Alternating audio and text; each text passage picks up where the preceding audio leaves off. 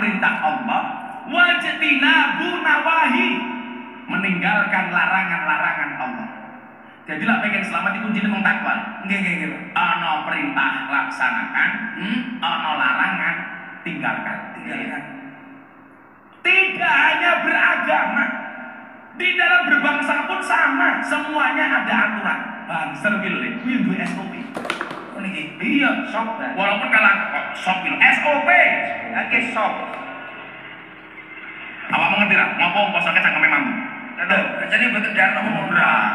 Itu ada kuat dan khusus yang mengekspedisi murah. Pencernaan yang kurang murah. Yang pancen murah. Burung Jawa murah. Kamu tahu kenapa wong poso cangkeme mampu? Lah niku wae lho, soalnya cangkeme ora tau diinget. Sesuk njaluk tulung, Kang. Nyapa? Mbok sing ngomah kalian bene ngeten lah bene peso. Ya. Bene benjut. Lho sayur ra diinget mampu, berarti cangkem ra diinget mampu. Nggih, manut. Banser umpamane sebagai organisasi kemasyarakatan juga punya SOP.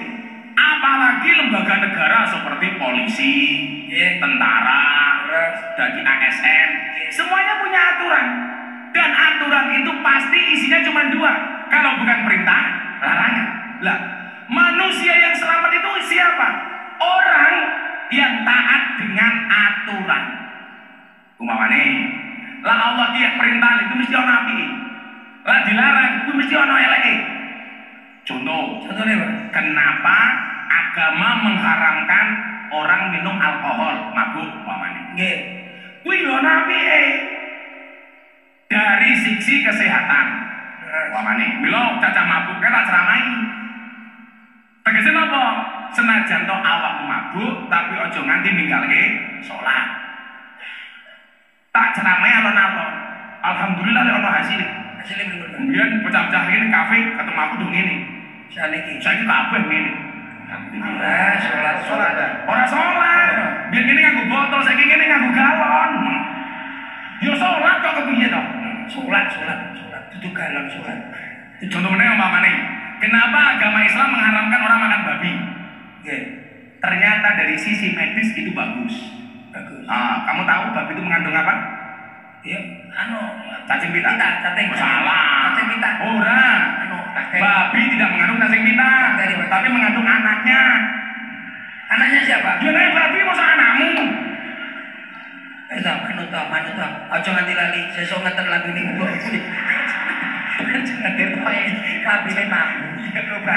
Ternyata takwa itu didesain untuk menyelamatkan. Maka orang yang taat aturan pasti dia selamat. Contoh, imtisalu awamirillah terkait dengan Isra Mi'raj. Allah perintahkan dawuh tentang sholat. Ya semangat wae sholat. Kenapa? Karena sholat itu perintah Allah, bentuk komunikasi antara seorang hamba dengan Tuhannya. Kan ngono? Nggih. Lah kowe nglakoni aturan selamat. Lah persoalannya awake dhewe iki senengane nglanggar aturan. Lo ana perintah ditinggalke, lo ana larangan malah dilakoni. Sehingga nyuwun sewu. Kenapa hari ini banyak orang yang tidak selamat melanggar aturan? Banser dia punya aturan.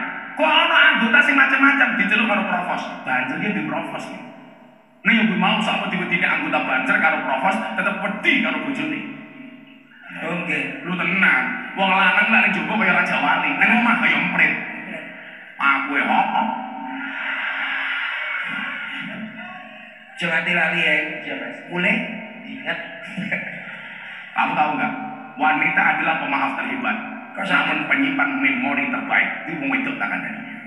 Wanita adalah pemaaf terhebat, namun penyimpan memori terbaik. Mila wong wedok iki lak dilarani, ora tau lari. Lak dilarani, enggak pernah lupa.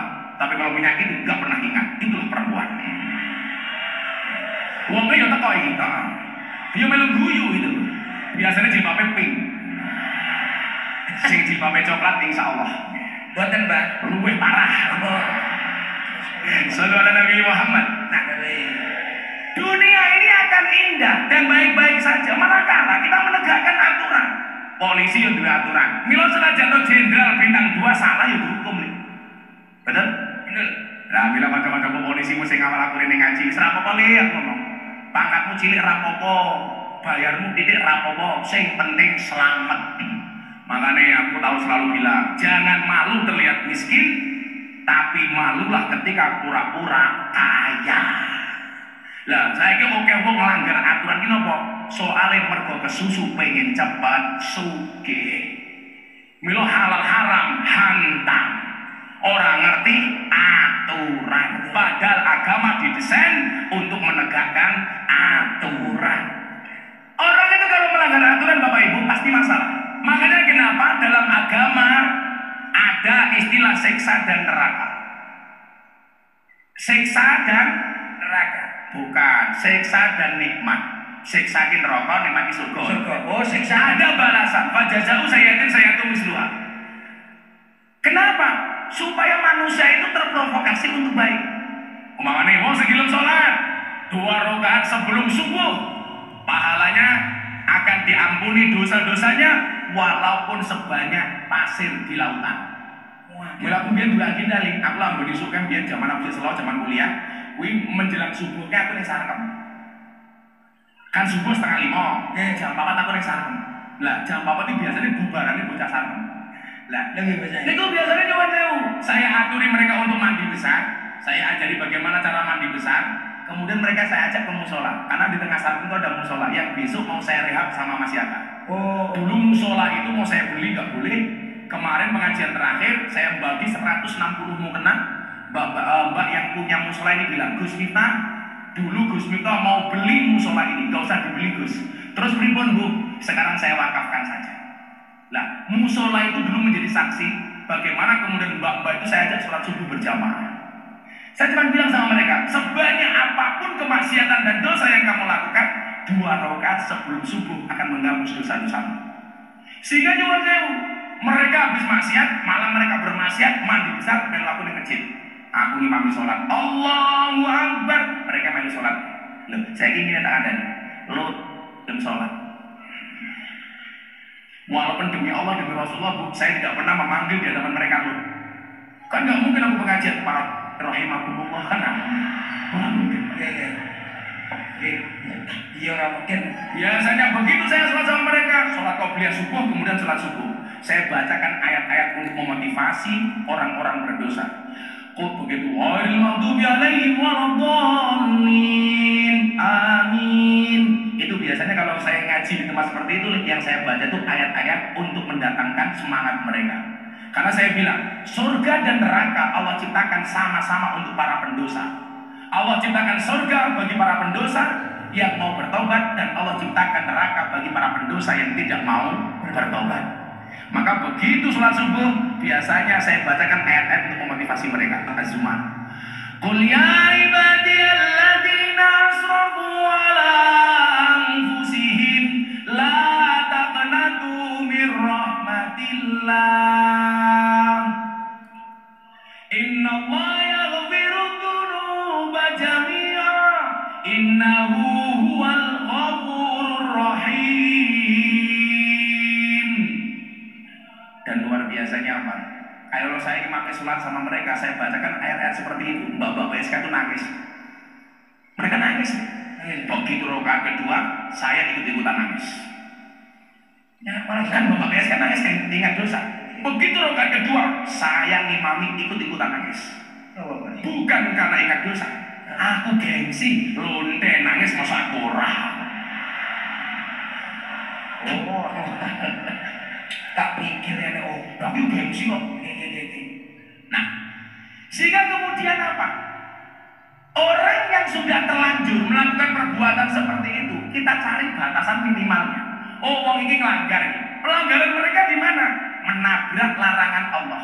Berzina kan larangan nih. Wala taqrabuz zina. Janganlah kamu mendekati zina. Nah, mereka sudah kadung nyemplung di tempat seperti itu. Bagaimana saya memperbaiki mereka? Caranya adalah ketika mereka melanggar aturan, bagaimana perintah tetap mereka. Makanya rasa kaget loh, ana bocah yang dianggap nakal jadi gelem sholat. Itu caraku.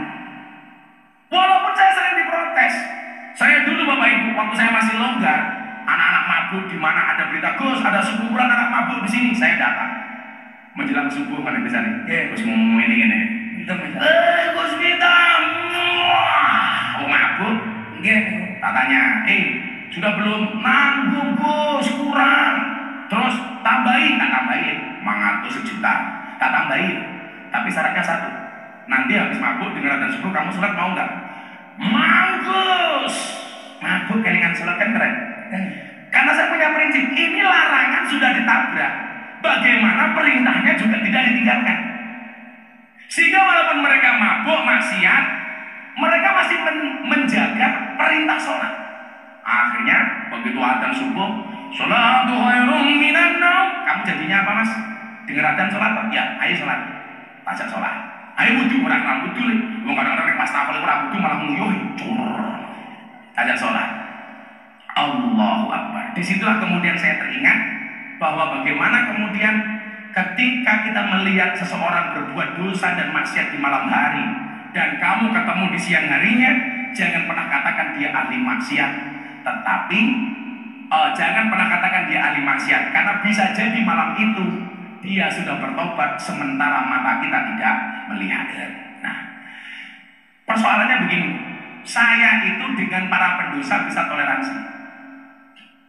Lah, bagaimana dengan orang yang berbeda agama umpamanya? Aku ya luwih iso toleransi le. Wong sing maksiat aku toleransi kok, masa yang sesama punya agama nggak punya toleransi walaupun berbeda agama. Akhirnya sholat, bocah-bocah sing Kristen suminggir. Aku bilang ngaji di kafe ya. Gue bocah-bocah Kristen Katolik Ibu Buddha main ngaji. Rumah. Saya bilang silakan kalian sembahyang sendiri. Pun pulau kali Gus Miftah mawon biasa. Disitulah kemudian muncul kontroversi. Artinya apa? Bahwa kita dibutuhkan konsistensi dan istiqomah di dalam berjuang. Termasuk orang kayak saya ketika berbicara toleransi, berbicara kebangsaan. Kenapa hari ini saya yang paling konsisten? Istiqomah itu berat karena kalau ringan namanya istirahat. Semua orang punya masalah. Masalah yang ada di Indonesia hari ini adalah orang nabrak aturan. Balik dengan aturan gimana? Balik kan itu membahasnya aturan. Aturan apa yang ditabrak? Aturan soal beragama. Kita masih sering ngurusi agama orang lain, padahal kita nggak pernah taat dengan agama kita sendiri. Berangkat ke masjid tidak mau, kalau ada orang berangkat ke gereja terganggu. Lah aku bebas nih, gue Islam, ayo di masjid. Gue gereja, gue Kristen, ayo di gereja. Kenapa? Karena bagi saya masjid itu fasilitas untuk menjadi orang baik bagi umat Islam. Sementara gereja fasilitas untuk menjadi baik bagi orang Kristen. Kalau orang Kristennya baik, orang Islamnya baik, maka Indonesia baik.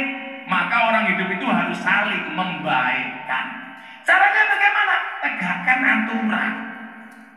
Loh, kita beragama gak tenanan, sholat orang tahu, Jumatan orang tahu, neng masjid hanya sholat itu. Tapi kadang-kadang apa? Masih suka ngurusi agama orang lain. Bila awak mereka ini ya, orang Kristen, orang Katolik, rumahnya pendeta, utara pondok kuburan. Seumur hidup saya nggak pernah bertengkar dengan tetangga utara saya. Kuburan, sukun kuburan tukaran karo sopo. Lah iya, maksud iya, jeruji balik.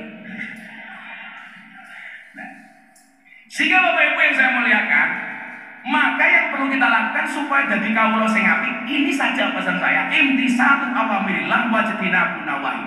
Orang itu kalau beragamanya baik, pasti toleransinya baik.